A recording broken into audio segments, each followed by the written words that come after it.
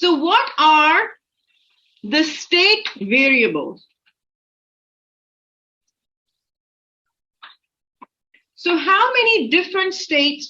Actually, can I put this in the middle? Sorry, guys. I've got to do that. So how many states do you think we could possibly have? Well, one could be a uniform, homogeneous state, which means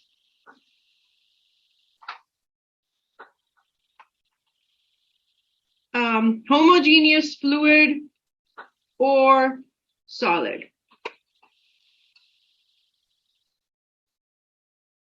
Okay, what does that mean? Homogeneous.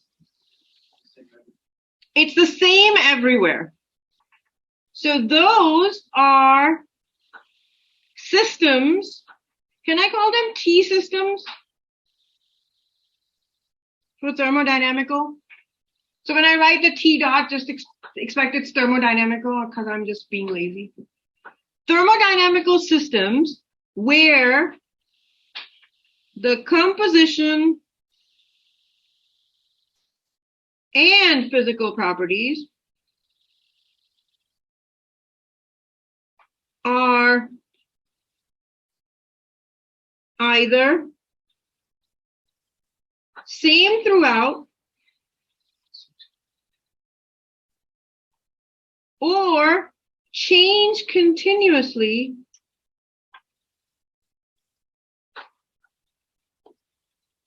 from one point to another. And that constitutes a simple system. Can you guys give me an example of a simple system? Water in a cup. Can you give me another example?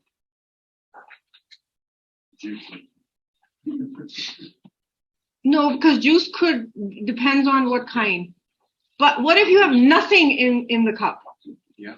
What do you have? Air.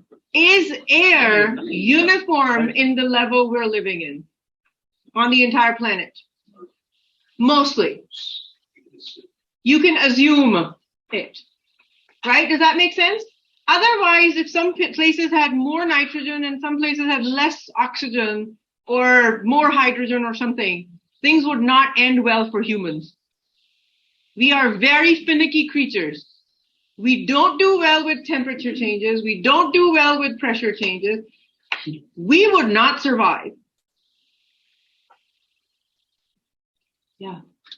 So yeah, we are not prone to live in non-homogeneous environments. Okay, so what do you think the state variables for a simple system could be? Done. T, P, V. Okay, number 2. What if we have a heterogeneous fluid or solid? What do you think we do when we have a situation like that? We have to split up into parts. Done. And what do you think we call those parts? We split them enough that they become homogeneous simple systems. Okay, so what do we do when we have a heterogeneous system? Well, we cry first. And then we divide. Then we convert it into homogeneous simple system. Can I do a crying face here? Yes. So number 1, we cry. He looks angry. Well, maybe he is. And crying. There we go. There we go. He's crying now. And number 2, convert to homogeneous simple system. And then number 3, become happy again. Because we can do the calculation. And those homogeneous simple system calculations are called phases.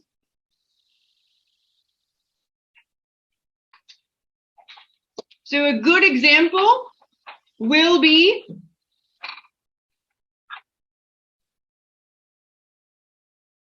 your iced coffee. It is made up of what, and what? Cheers. Cream, sugar, coffee, Yeah. all of that. Milk, Mhm. ice, All of that. a lot of that.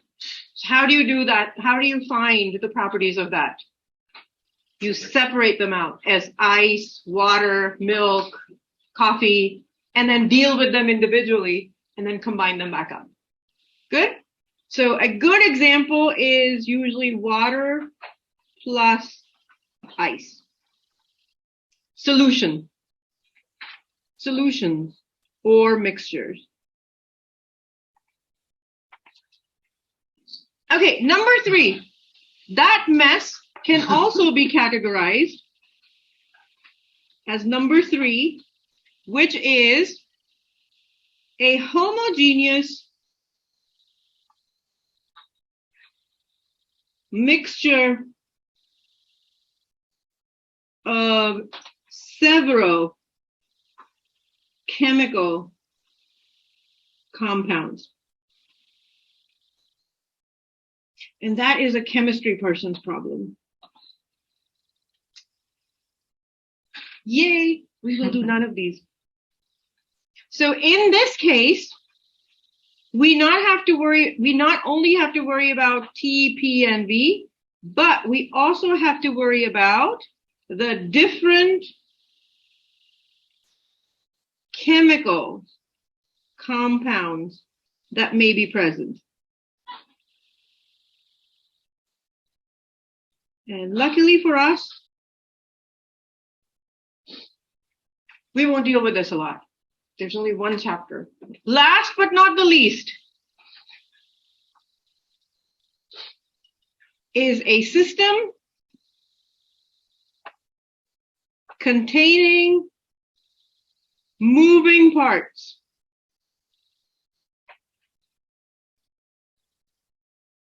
When the system is evolving, what do we do in that case? Ignore. Step 1, no, we don't ignore it. What do you think we do?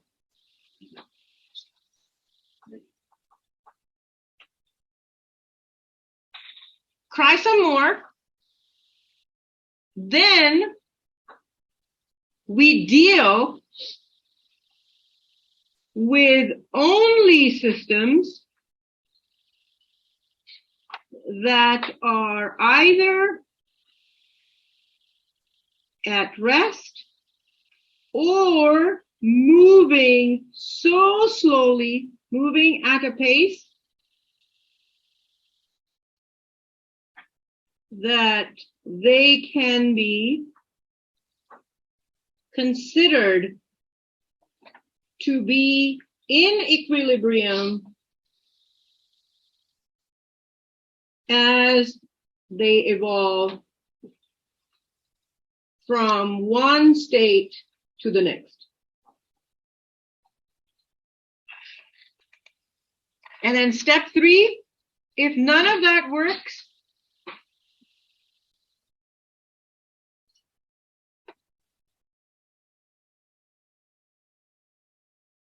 and become happy again.